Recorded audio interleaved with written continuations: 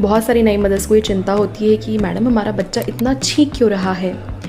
Don't worry, ये cough and cold की बीमारी नहीं है, ये एक नॉर्मल रिफ्लेक्स होता है जो कि बच्चे को अगर नाक में कोई डस्ट चली जाए या डिलीवरी के बाद में जो फ्लूइड रहता है उसे क्लियर करने के लिए, अगर दूध पीते पीते मिल्क चला जाए या फिर म्यूकस हो, इन सबको क्लियर करने के लिए जो एक बॉडी का नॉर्मल रिफ्लेक्स होता है उसकी वजह से बच्चे को बार बार छींक आती है।